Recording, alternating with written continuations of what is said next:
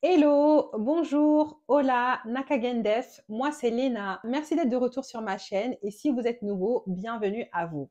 Dans cette vidéo, je vais te parler d'un skill set, d'un ensemble de compétences qui m'a vraiment aidé dans le cadre de ma vie professionnelle, mais également dans ma vie personnelle, dans ma vie sociale. Et c'est le fait de parler 4 langues. Donc ne bouge pas si tu veux tout savoir.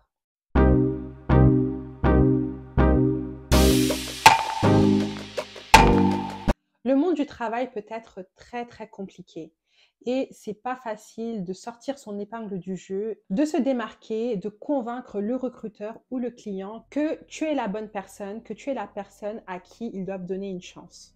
Et bien que je sois encore jeune, enfin bon, j'espère, j'ai quand même 12 ans d'expérience professionnelle et il y a beaucoup de choses qui m'ont aidé dans le cadre de mon expérience professionnelle, que ce soit mes études, mon organisation, mes compétences relationnelles. Mais si je devais retenir une chose qui m'a réellement aidé à faire la différence et à sortir mon épingle du jeu quasiment tout le temps, c'est le fait que je sois polyglotte, que je parle plusieurs langues et plus précisément 4 langues. Et même au-delà du cadre professionnel, ça m'a beaucoup aidé dans ma vie sociale. Ça m'a permis d'être en capacité de facilement créer de la proximité avec les gens, d'avoir un contact beaucoup plus facile de personnes venant de tout horizon et surtout aussi de me faciliter la vie quand je voyage. Et donc, les langues que je parle, dans l'ordre auquel j'ai acquis la langue et du niveau le plus poussé au niveau le moins poussé, sont le français, of course, le Wolof, qui est la langue nationale du Sénégal, qui est un pays d'Afrique de l'Ouest dont je suis originaire, l'anglais et enfin l'espagnol.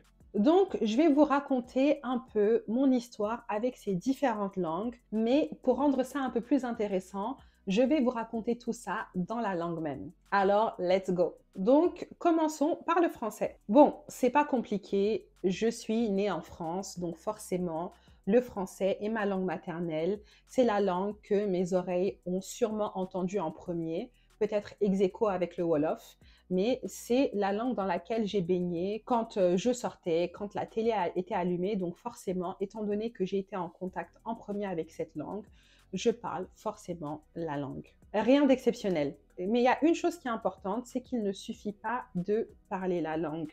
C'est très important de maîtriser la langue et d'essayer d'exceller dans cette langue. Parce que finalement, c'est notre langue maternelle. Donc, si on ne parle pas correctement cette langue, comment on va faire avec les autres? Et l'objectif, c'est d'être en capacité d'être un caméléon qui va savoir adapter son discours aux circonstances et à l'interlocuteur.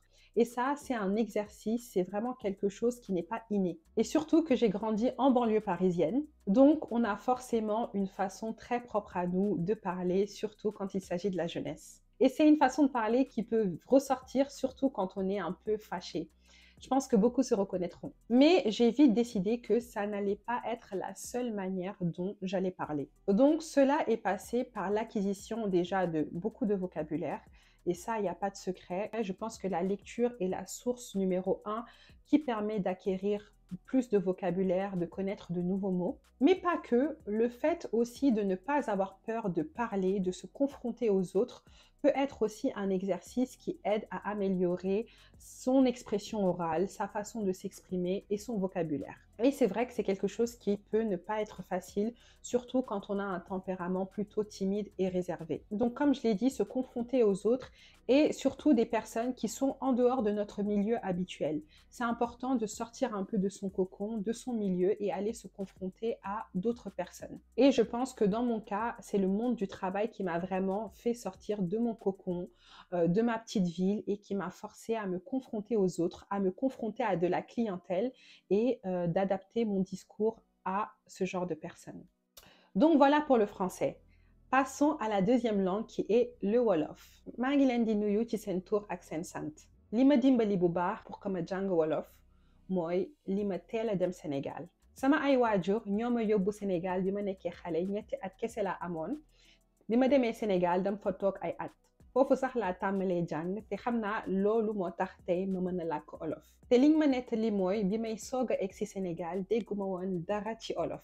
Français kese laa doon làkk. Mais xam naa li ma fa nekk fa toog fa nekk fa ak sama ay maam dégg nit ñi di làkk olof ak yeneen xale yi moo ma dimbali bu baax ba ma dem ba dégg olof te tey fàttalikuwuma sax fan laa jàngee olof fàttaliku ma bi ma nekkee xale fàttaliku ma naka laa egsee Sénégal man fàtte naa lépp daal dama yeewu rek dégg olof te loolu musul dañ ci man bi may jóge Sénégal pour ñibbi si France juróom-ñetti at kese laa amoon xale laa woon te ba tey maa ngi làkk olof te maa ngi koy dégg am na loo xam ni boo ko teelee jàng du ma sa dañ ci yow xam naa ne nag ku juddoo Sénégal màggee Sénégal mësa dëkk Sénégal bu ma déggee dina xam ne man màggeewuma Sénégal mais ba tey wax dëgg man kontaan naa loolu ci ni ma déggee wolof ci ni ma mënee waxtaan su ma demee Sénégal day mel ni musuma fa jóge day tax ma jege nit ñi mën a waxtaan ak ñoom ñun ñëpp ñu nekk benn donc amuma benn rusukaay bu may làkk olof Sénégal dafa sori ci man te dafa bokk ci man.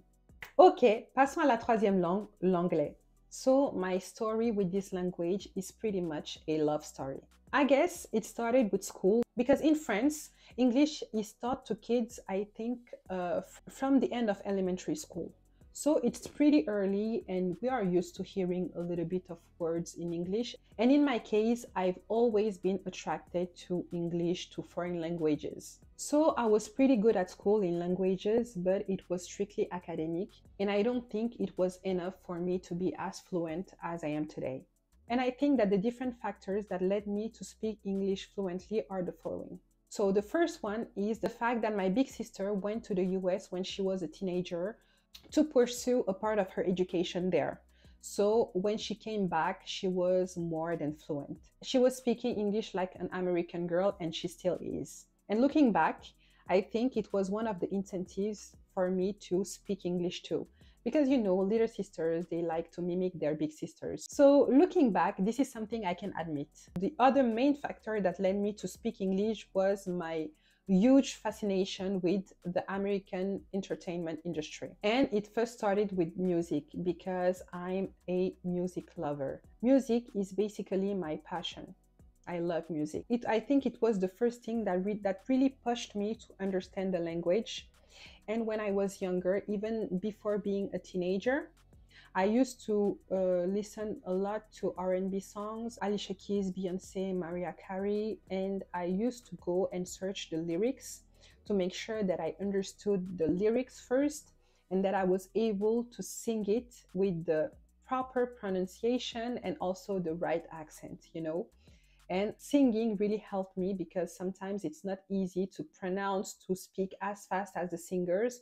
So this is one thing that helped me. And so I was really introduced to the language through the American side. So not the British side, but really the American side. And you can still hear it to this day with my accents. I'm not sure that I have an American accent, but yeah, I guess I have more of a Northern American accent than a British accent, for sure. And then it was with the movies that I was watching in original versions. And also a big thing that happened later in my teenage years was following the celebrities' gossip sites. So I was a lot into, you know, what is going on with the celebrities. And I used to follow the gossip sites.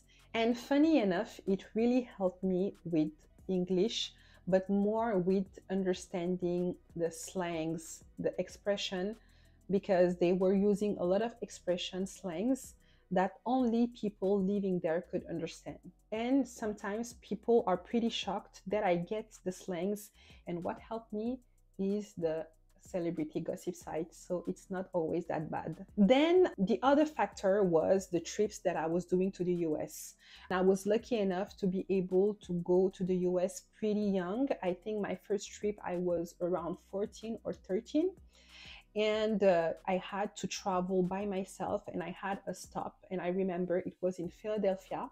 Initially, I was pretty shy of speaking English, so I wasn't sure of my level, but the fact that I could survive the whole trip, stopping in Philadelphia, being 14 years old, being able to ask for directions and speak to people was a great test, so it helped me.